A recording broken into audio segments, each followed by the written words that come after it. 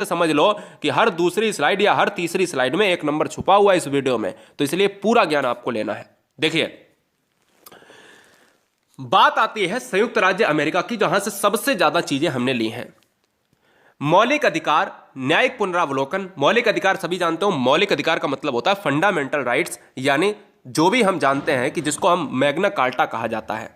मौलिक अधिकार अभी पढ़ेंगे आगे तो हम उसको पूरी तरीके से जानेंगे। तो क्वेश्चन में आ सकता है कि भारत में जो फंडामेंटल राइट्स है, मौलिक अधिकार है, वो किस संविधान से लिए गए हैं? संयुक्त राज्य अमेरिका। न्यायिक पुनरावलोकन कहां से लिया गया है? संयुक्त राज्य अमेरिका। संविधान की सर्वोच्चता, न्यायपालिका की स्वतंत्रता, निर्वाचित राष्ट्रपति और उस पर महाभियोग।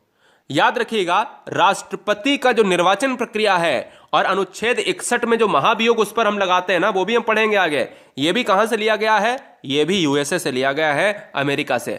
न्यायाधीश को हटाने की विधि और वित्तीय आपात, ये भी संयुक्त राज्य अमेरिका से लिया गया है। अगला पॉइंट आता है, यहां से एक इंपॉर्टेंट, दो फैक्ट इंपॉर्टेंट पूछे जाते हैं जो बच्चे को याद रखना है कि हमारे देश में कैसी नागरिकता है। तो हमारे देश में एकल नागरिकता है, मतलब कोई भी व्यक्ति मात्र एक ही नागरिकता प्राप्त कर सकता है, इकहरी नागरिकता है। और अमेरिका में दोहरी नागरिकता है।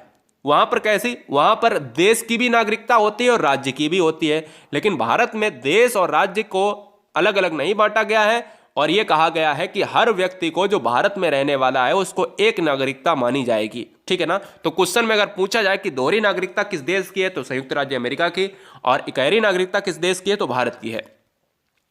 संसदीय शासन प्रणाली कहां से लिया गया है? ब्रिटेन से लिया गया है।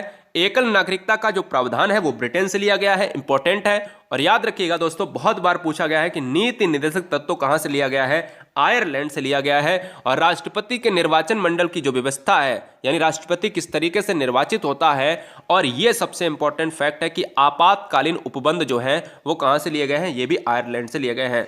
ब्रिटेन भी यहां पर नाम आता है, तो याद रखिए जब ब्रिटेन ना हो तो आप क्या लगाएंगे? आयरलैंड भी लगा देंगे। ठीक है ना? ये भी आपको याद रखना है।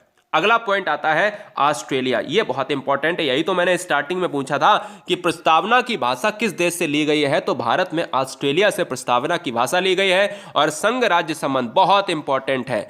संघ राज्य संबंध का मतलब है जो भी आप संवर्ती सूची पढ़ते हो, अनुसूची 7 की बात करते हो, वो हम आगे अभी पढ़ाएंगे इसी स्लाइड के जस्ट बाद। ठीक है ना? तो प्रस्तावना की भाषा संघ राज्य संबंध, यानी जो केंद्र सरकार में और राज्य सरकार में जो संबंध होते हैं वो भी कहां से लिए गए हैं? ऑस्ट्रेलिया से।